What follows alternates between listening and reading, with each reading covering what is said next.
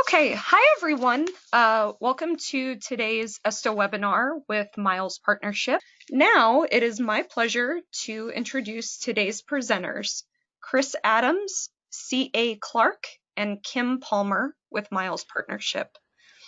Chris Adams, the head of research and insights at Miles Partnership, has spent more than 15 years working with destination marketers in the US, New Zealand, Australia, and the UK.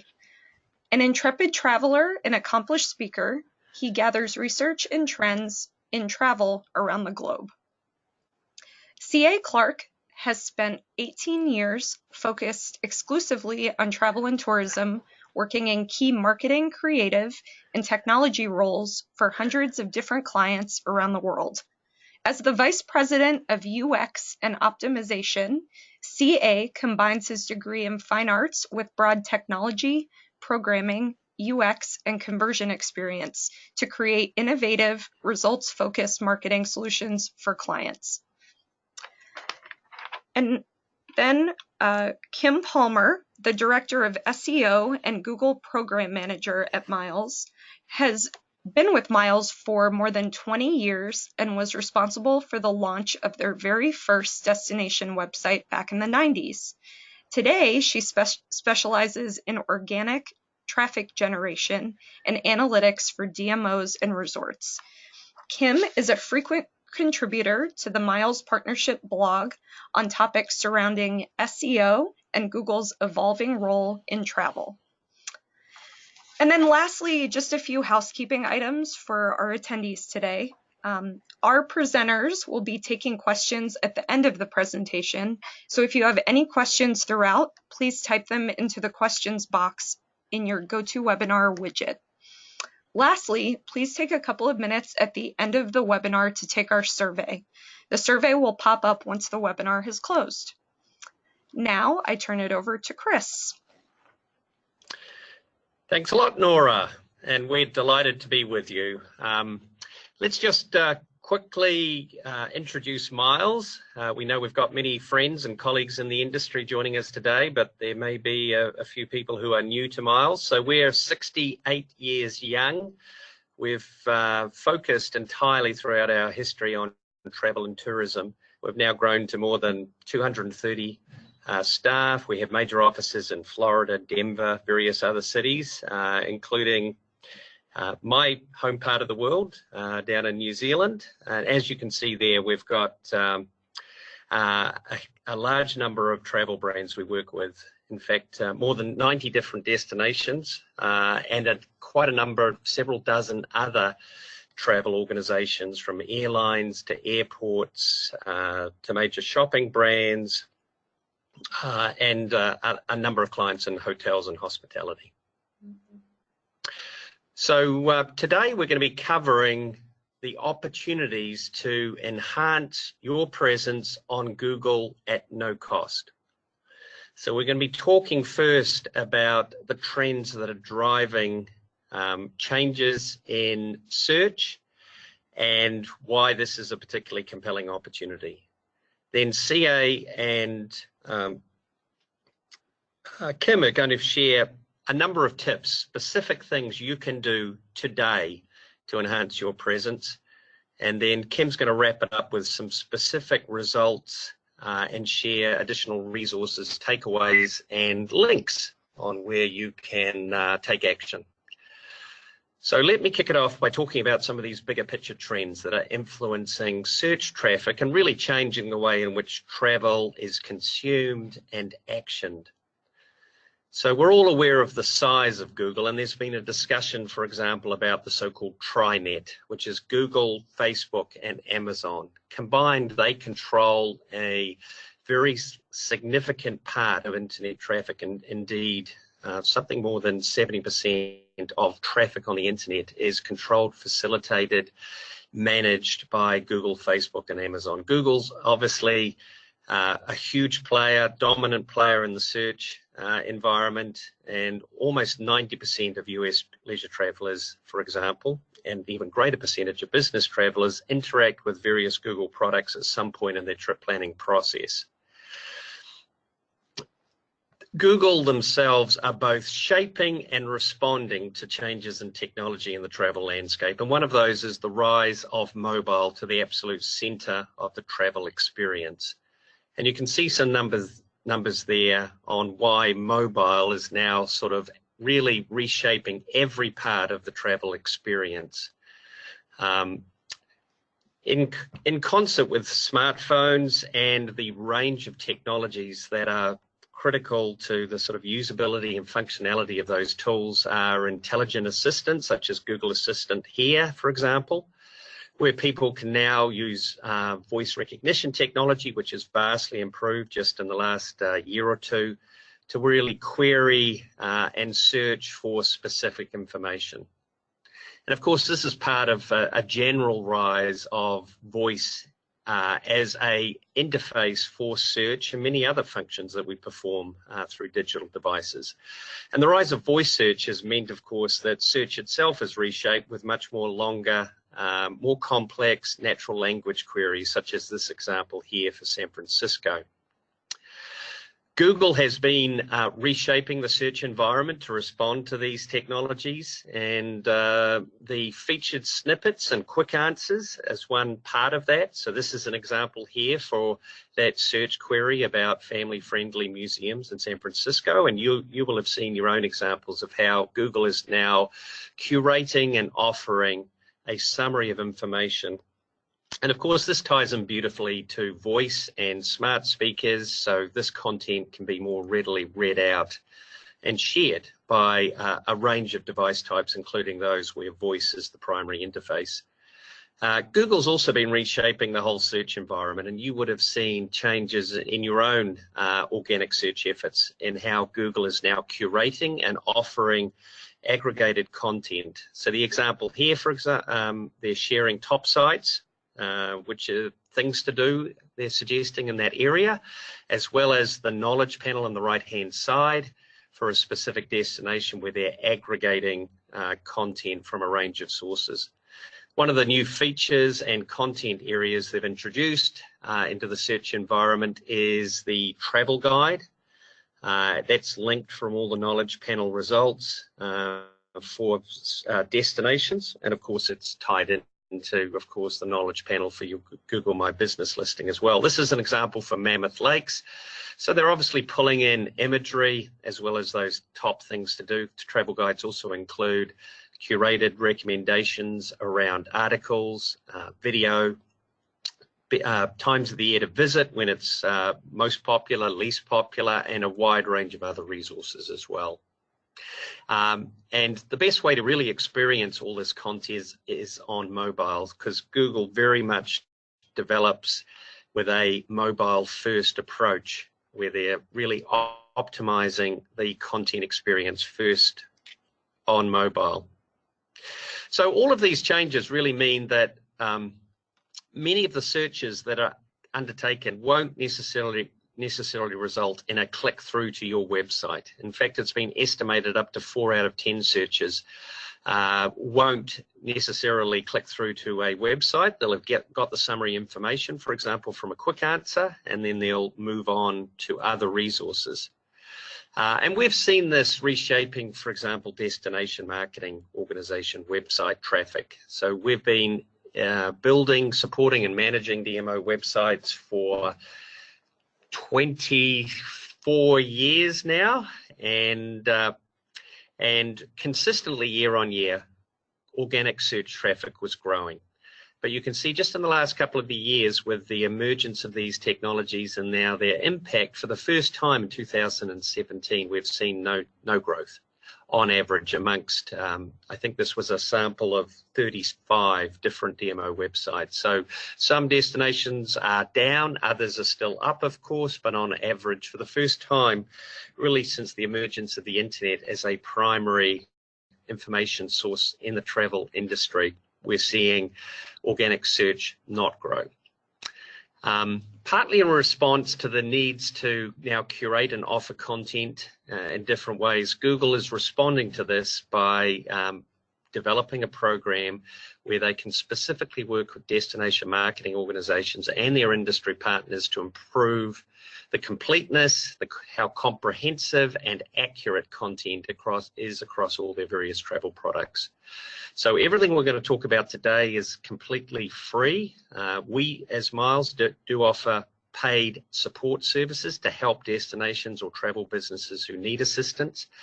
But we wanted to stress that everything we're going to discuss today are opportunities which you can do at no cost. And when you're thinking about a destination and a travel economy, the way Google reflects your destination is very much a reflection of how businesses are displayed and presented within the environment. So it's critically important for DMOs to engage with their business partners and vice versa to ensure that the content that is managed by Google in the Google My Business listings, that the individual businesses are actively maintaining, updating and enhancing that on a continual basis. And you'll see there's quite a number of additional features, some of them quite new, that many businesses are not taking advantage of. This content, of course, then rises up into the various products that Google has, from search through to the travel guides we talked about. The Google's Trips app is used by around 40 million travelers. And of course, their ubiquitous maps, amongst others. And this very much then builds up to the traveler's perception of a destination, how compelling, interesting, and exciting it is. And so success in this space, in this vertical, in terms of broadening a digital footprint, is very much about a partnership between the destination marketing organization and the individual businesses working in concert to ensure that there's really compelling, timely, and relevant content being displayed through all these various channels to excite and entice visitors. So let me pass it over to CA, and he's going to jump into 3 specific ways that DMOs can enhance their presence on Google, and then Kim will come back and she will be sharing 3 specific recommendations for businesses. Over to you, CA. Great, Chris, thanks. All right, so here are 3 quick ways that DMOs can maximize exposure in Google products. The first one is to join the Google DMO Partnership Program. And this is really a set of tools. There are 13 currently, free tools that Google has sort of put together into a partnership that is specifically for DMOs. So there is a knowledge base that goes with that, and there's a bunch of information in there. Again, as Chris stressed, all of this stuff is free. And so inside the knowledge base, there's a bunch of information about how you can use each of these individual tools to help expand the footprint of your content and find other places to get exposure inside Google's ecosystem. One of the tools there, this is just a list of some of those 13 tools, and they do get added to over time. So as new tools become available, they will be put into the Google DMO partnership. One of the tools that I wanted to highlight, though, is the DMO support form, which is part of that knowledge base. So for DMOs who are participants in Google's DMO partnership program, there is a specific support form that you can get access to that you can use to try to highlight issues with certain tools. So this can be a way if you have something in your destination where the maps aren't showing correctly, or there's some kind of a Google My Business issue that's going on. This can be a really important support tool for you and your industry to be able to highlight those issues to the specific teams at Google that manage those products. So this can be a very powerful component of the overall DMO partnership program. There are a whole bunch of other components. If you're interested in getting more information about it, and you'll see this again at the end, you can go to milespartnership.com/Google DMO program, and there's a link in there to request more information. And that'll get passed on to the appropriate team for your region to Google, and then ultimately they will reach out to you and talk to you a little bit more about that program. Okay, so that is the number one, is to join the Google DMO partnership program. And number two is somewhat related to that, is to apply for posts. And posts, if you don't know about that, is a relatively new program from Google that puts quite a lot of real estate into what's called the knowledge panel. So here what we're looking at on the right-hand side of the screen is the knowledge panel for Savannah, which is the result of a search for that destination. And you can see in the pink box there that there are posts, and these happen to highlight videos for Savannah. There's also in the little animation there, you can see one that is for a search for New York. Up until a couple of months ago, this program was limited to political candidates and sports teams and celebrities and a few other kind of categories, and has since been expanded into destinations. So destinations really kind of are the first pick for getting access to posts for that search term.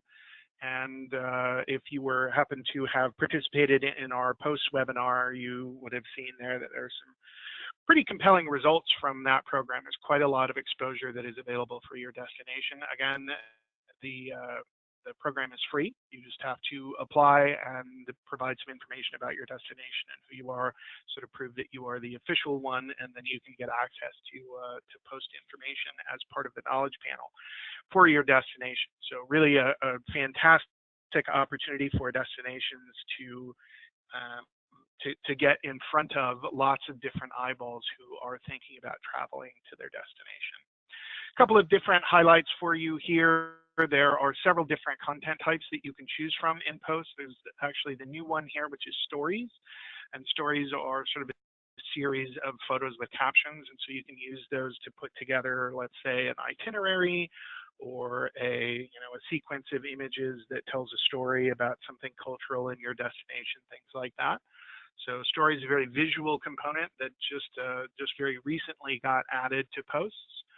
Events, which are pretty straightforward. They have dates. You can put in a link to buy a ticket to an event. There are polls, and polls can be pretty interesting, particularly to try to get some information about your audience and what they might be interested in. And then, of course, there's kind of your more basic ones with an image, a text, a link, a video, a gallery, things like that. There is some control inside of posts for the links. You can actually put tracking codes on your links inside there, which is one of the only places inside the overall ecosystem where you can kind of control exactly what links are being used and how they're being attributed. So some pretty exciting opportunities there. And then just very quickly, some kind of top line best practices for using posts from our experience with various destinations. There is an opportunity to put animated GIFs in the post, and they tend to produce the highest engagement. So polls, events, and the animation is obviously very eye-catching inside the post. You should try to keep at least 2 posts live at a time, which maximizes the exposure and then also the opportunity for interaction. You can actually add way more than that, but those first 2 are going to get most of the eyeballs. And so you want to think about that as you set them up. So 2 is a really good number to target there. Space the posts at least 3 to 4 days out, so that there's always so that you're sort of getting equal exposure in that lead position. And if you kind of time those over time, you can put one in the lead position and then move it to the second position and kind of continue to move those down, because the one in the first position obviously is going to get most of the interactions.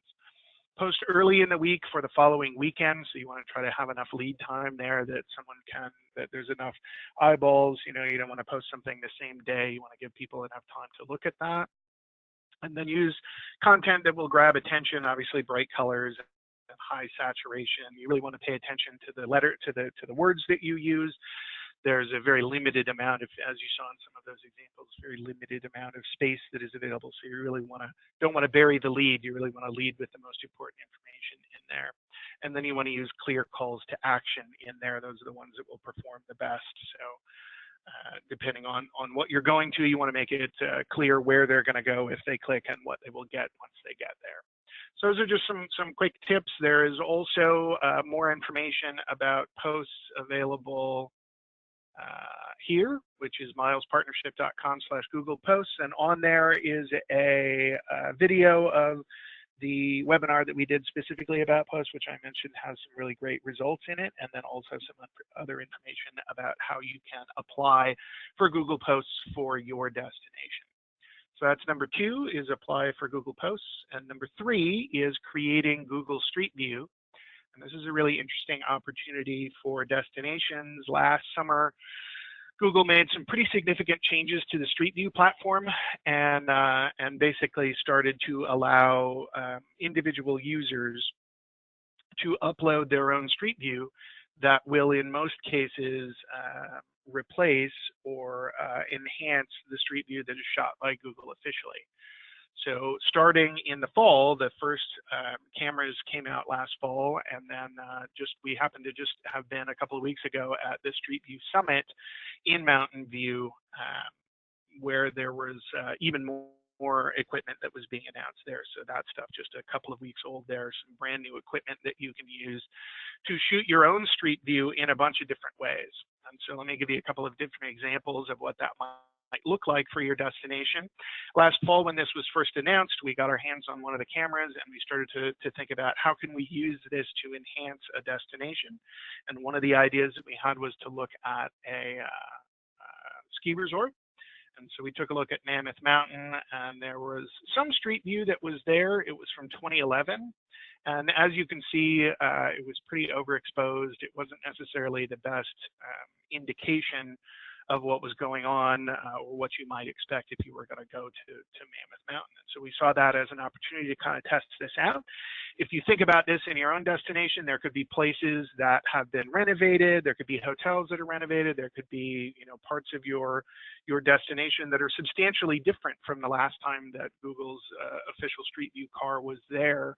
And so think about that as a similar case here. So in 2011, the footage wasn't exactly what we were looking for. And so we said, all right, let's find a victim here.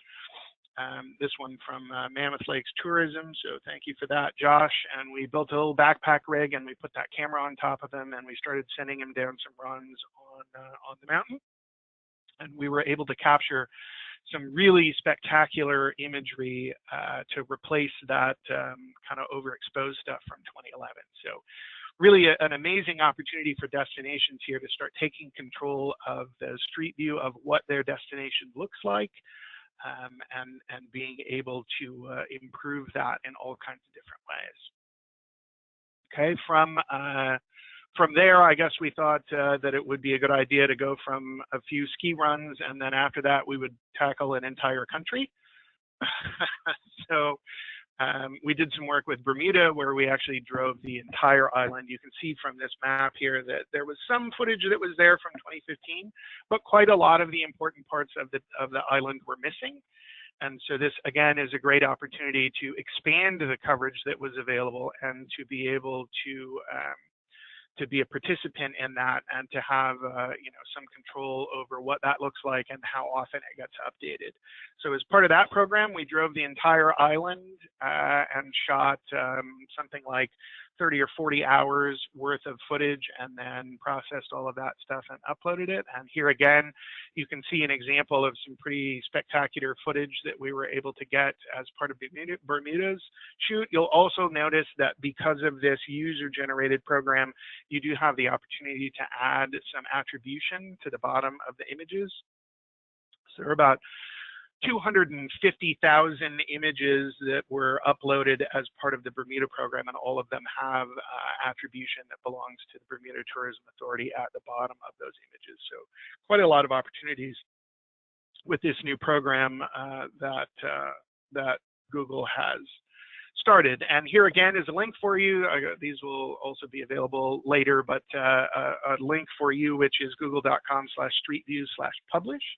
And that gives you some more in-depth information about the cameras that are available and how you could go about doing that as a destination.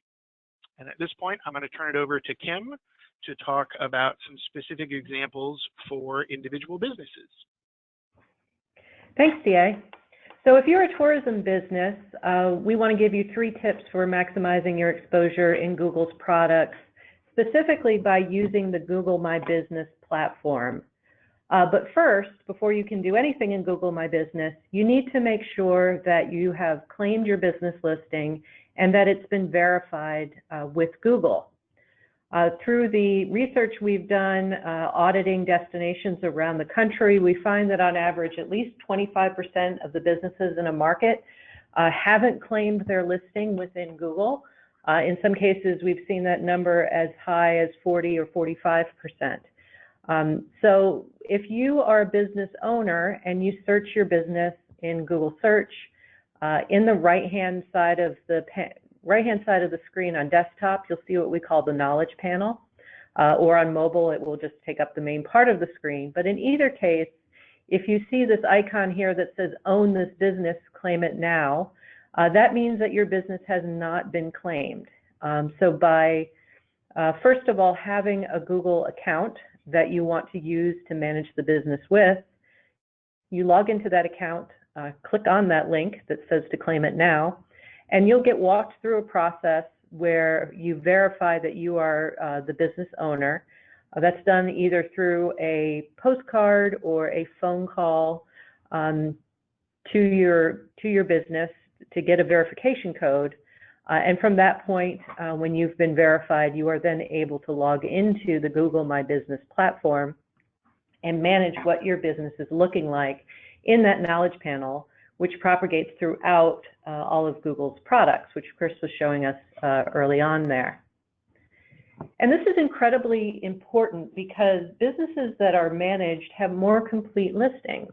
And complete listings, according to the research done by Google, are 7 times more likely to generate a click through to the website of that business. In addition, complete listings are twice as likely to be considered reputable by the folks who are scrolling through and looking at businesses within a particular category. And they found that 38% of those with more complete listings had higher visits to their location. So all of these are really great reasons why we need to be proactively managing our business listings through Google My Business so that they're as strong as possible.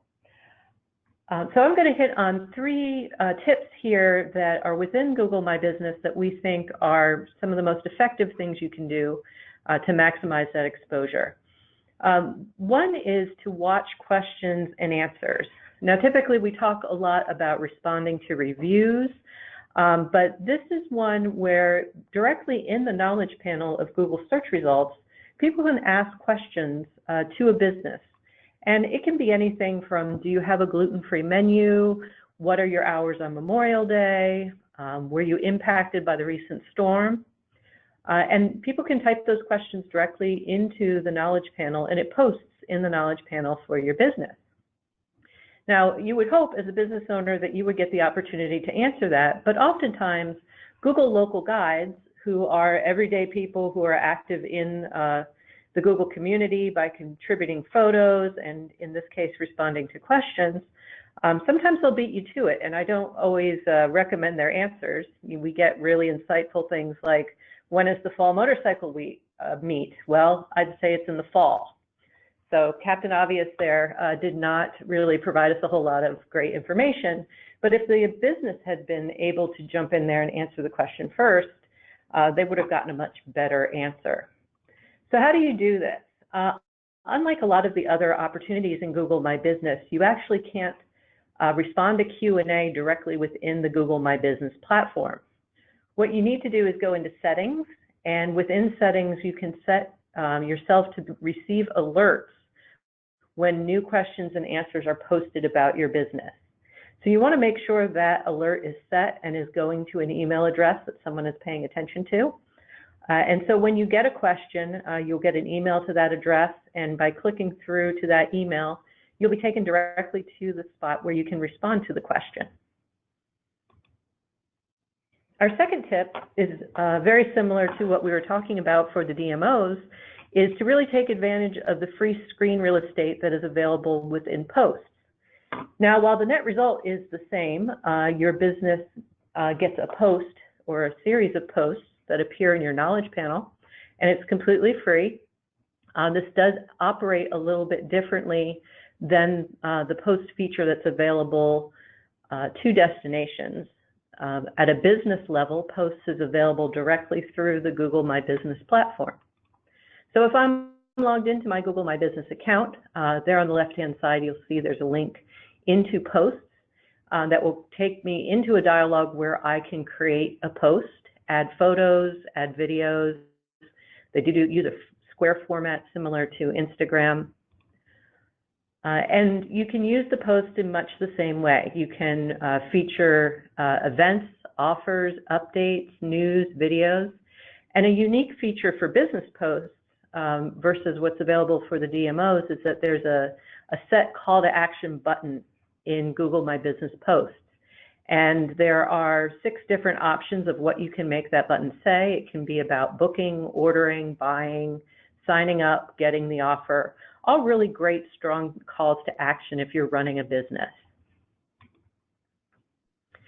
A few tips for using Google My Business posts, and honestly, quite a few of the ones that CA mentioned earlier for destinations are applicable here in terms of length of time, screen exposure, etc. Do keep in mind that posts are only live for 7 days from the time that they launch, very much because this product is geared at immediate and current events. So as you're posting posts, realize that you're going to need to go in there pretty frequently and keep those updated.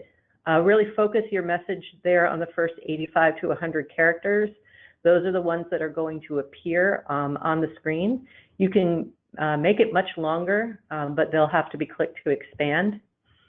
And if you're actively using Google Analytics to track your advertising or inbound links from other sites, you can use the same Google Analytics tracking code in the links within Google Posts.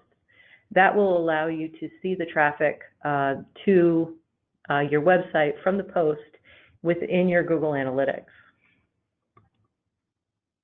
And number 3, we really think that more than anything, businesses should be uploading great photos and thinking about 360 tours. If you don't upload your own photos, then the people who are visiting your business are going to be the sole source of photography for what's happening at your location. Sometimes that's good, but usually that is not the best photography that you have available. So within Google My Business, you are able to upload your own photography, select the cover photo for your location, as well as update your logo. There's a couple different categories for your photos, both interiors, exteriors, and the ones that are submitted by you, by owner, get their own category. So folks can sort down and just look at the photos that are by owner. Really taking the time to create quality images can have a huge impact. I love this example here. This is the exact same plate of food taken in 2 different ways. One was from above. It's a really nice aesthetic layout.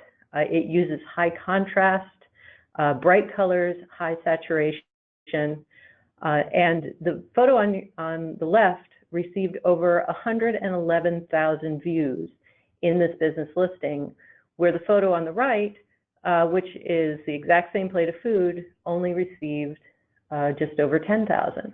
So there's a 10 times difference in the amount of exposure and engagement that photos of high quality received when uploaded through Google My Business. One of the things that came out of the Street View Summit and that we've seen throughout Google's products is that really immersive 360 imagery, both Street View and still, are something that the Google products are really looking for. And it's an area where there's been really a shortage to date. Until very recently, there have not been cameras available to the general public to take these kind of images. Those have only really started to become readily available in the last year or so. So in a lot of cases, Google will grab a screen grab out of Street View for your business location, and those are usually a little unfortunate. They're often from the parking lot, or you've got the Cisco truck parked out in front of your business, some things that you don't want to see. So either engaging a Google trusted photographer or getting out there on your own. We do recommend that you shoot 360 images of both the interior and exterior of your location. And you can actually tie those images together in a little tour of the business if you like. This example here is from a ski shop in Mammoth, where you can kind of tour around the area. And again, when you do this, you can also add that free exposure of putting your logo down there at the bottom. As an added bonus, recently Google has allowed businesses to begin to upload video clips as a part of their Google My Business listing. And this, think Snapchat with these. These are meant to be quick, fun views of the business. They're not where you put your commercial or where you put the episode that you were featured on. This is just really quick little snippets of the business. So by following these tips, both as an individual business owner or as a DMO, we're really beginning to see some measurable impacts that extend beyond the organic traffic to your website. For destinations, we've worked with many DMOs who are actively contributing their photography into Google's products and seeing some great results.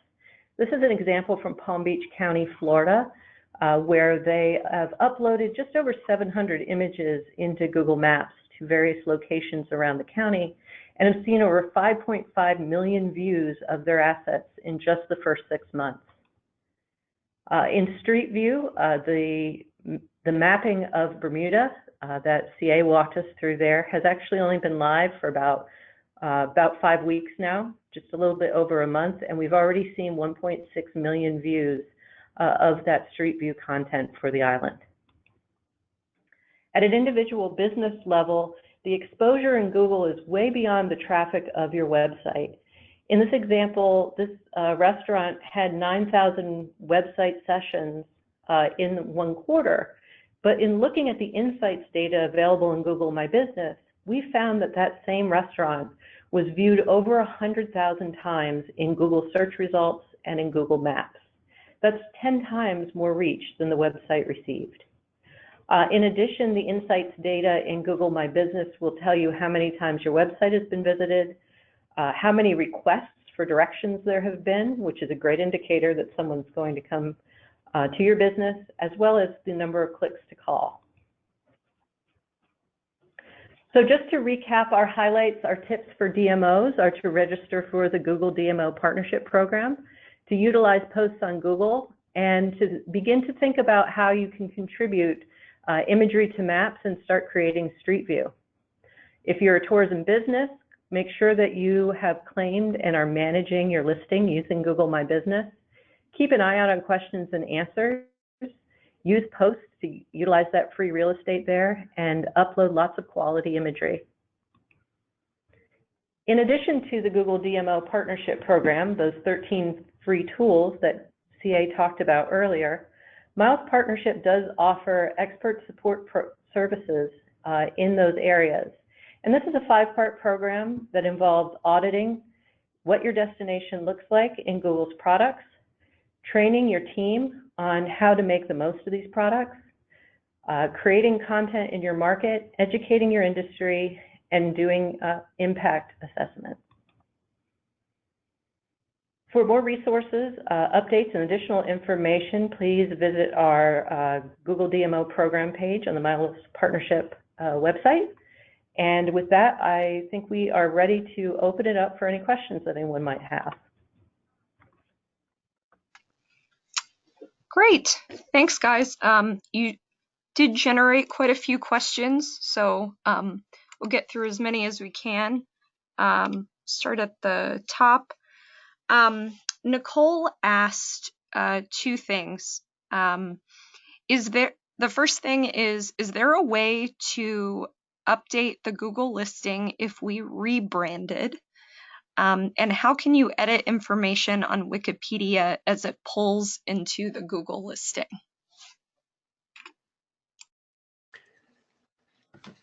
CA, do you want to talk about the branding question? Let me address the Wikipedia part of that question. So everybody's familiar with Wikipedia, the Open Community Encyclopedia.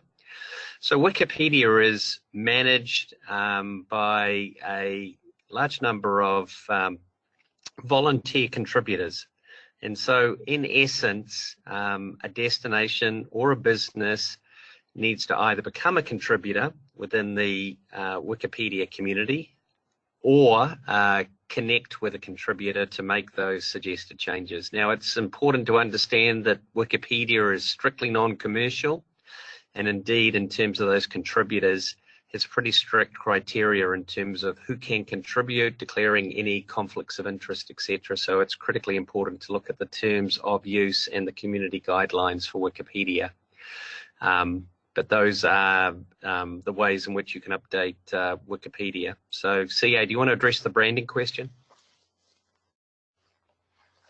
Sure. I'm not sure I fully understand the question. I think what I'm getting out of it is that if the name of the destination is changed, is there an opportunity to update that? My answer to that is if it is an individual place, like a Google My Business listing, then yes, you can absolutely change that either as the owner or you can suggest a change as a user. If it is the name, like the knowledge panel for the destination, like we were looking at Savannah earlier, that's a little bit of a different case because that is a search result. So that's actually driven off by what someone types into the search, not by what they get out of it. So if that's the question, you're probably more in that second category of trying to update information in Wikipedia, perhaps, depending on what you're trying to accomplish there. Great, thank you both. And then Amos asked a question that I think a lot of folks are wondering following your presentation. Where do organizations sign up for the Google DMO partnership? So on that web address, and perhaps you're able to just step back one slide, Laura, so we can show that address again. So at this website, you will find a link for destination marketing organizations to express interest in the Google DMO program or to apply. And so that will be sent through to the appropriate people at Google. It's actually managed by their Street View team, and they've got a number of DMO-focused individuals in various parts of the world, including Zurich, Singapore, Sydney, Mountain View, and California. In this case, would probably where it'll be routed, and then they'll be back in touch in terms of giving you access to that knowledge base that CA showed and discussed, those 13 free tools. And you can also express interest, and or Google will offer to have a kickoff call or a hangout where they'll introduce the tools, talk about them briefly. But then after that, it's a self-help solution. So if you needed additional support, then that's where some of those services that Kim discussed that Miles offers could be of benefit. Great, thank you. Lauren asked, can a general state or city tourism office benefit from these tools, or are these tools more applicable to specific resorts, restaurants, etc.? Well, both, and you would have seen in our coverage that we had specific tips for destination marketing organizations,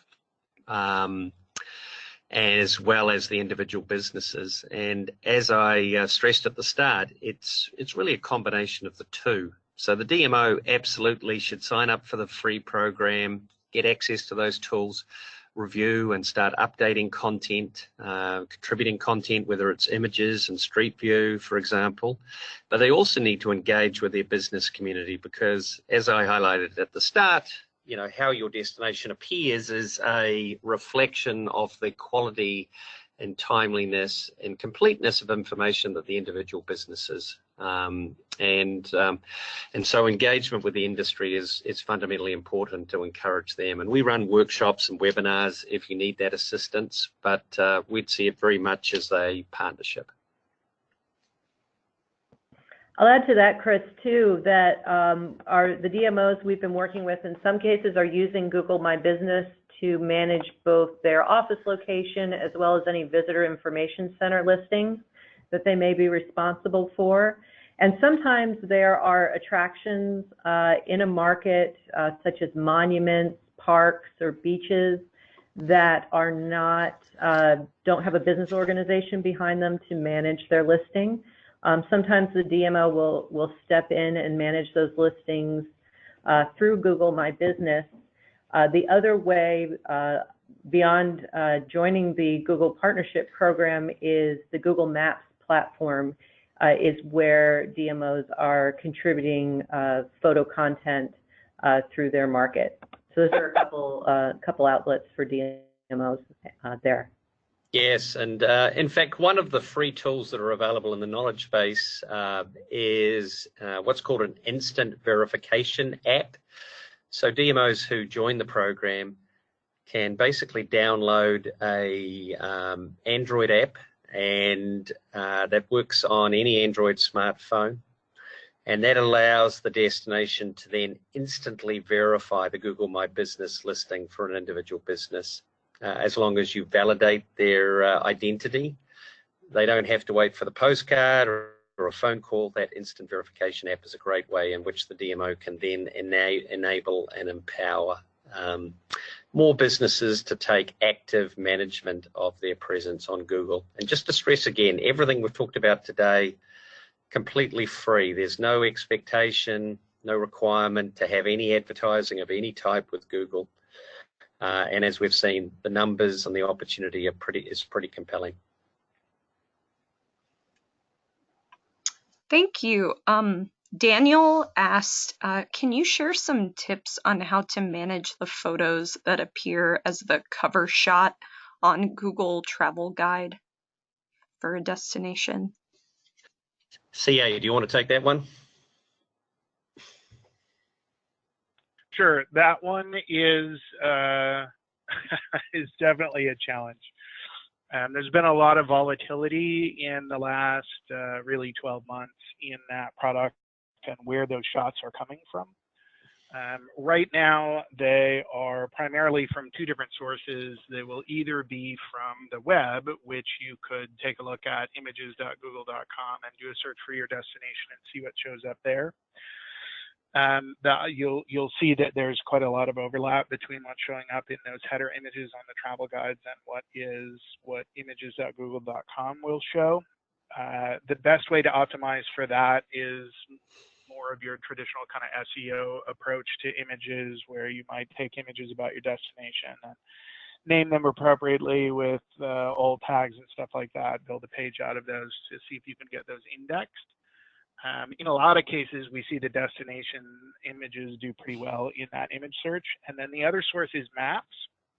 And as I think Kim mentioned, that's one of the primary contribution sources for DMOs, is to take images that you already own the rights to and upload them to the appropriate places in maps.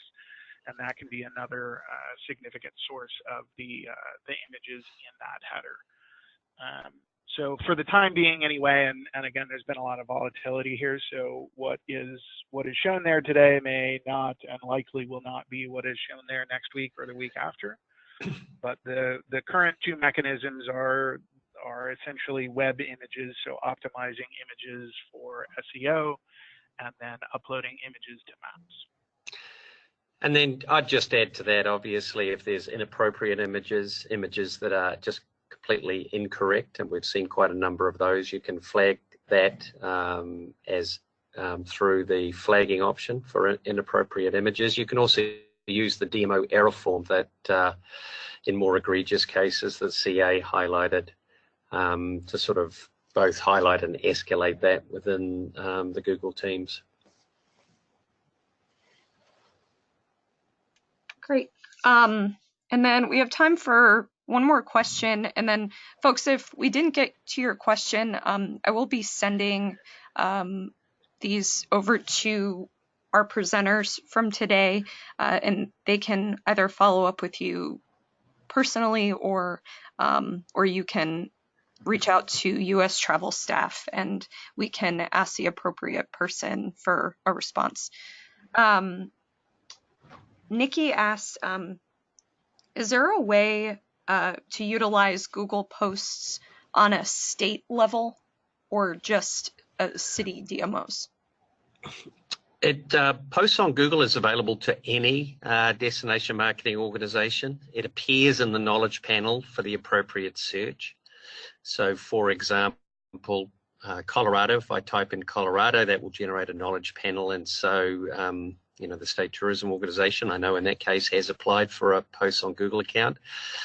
What you probably want to think about at a state level, and we've had discussions with a number of states about this, is thinking collectively about how the various destinations in your state may coordinate. So what types of content you're going to be displaying, and ensuring obviously that, for example, an event that is you're featuring in an individual city within the state is featured not just at the state level, but at the individual city Posts on Google account as well. Obviously, each destination term has to be managed separately, so you need to be thinking about, the management hours required and integrating Posts on Google within your overall communication program, including social media. Obviously, Posts on Google, it's a natural extension of your activity across social media platforms such as Facebook and Instagram. But unlike Facebook, for example, there is no advertising component, and so it's complete organic reach. In fact, there's no option to boost or promote your post. So it offers enormous organic reach, but perhaps not quite some of the same engagement of the social media platforms. And you can find out more about that by reading a blog that we created that CA highlighted, which has a set of tips and suggestions around using Posts on Google. And that's available from the page you see there on the screen, or the individual Google Posts page that we also showed earlier, also linked from this page. Great, thank you, Chris. As I mentioned, we have to wrap it up, but I will be sharing the rest of these questions with the presenters from today, and we'll be able to follow up with you accordingly. Thanks to our three presenters from Miles Partnership. That was great. And thanks for joining us today, everyone. Have a great day. Thanks. Bye. Thanks. Bye-bye.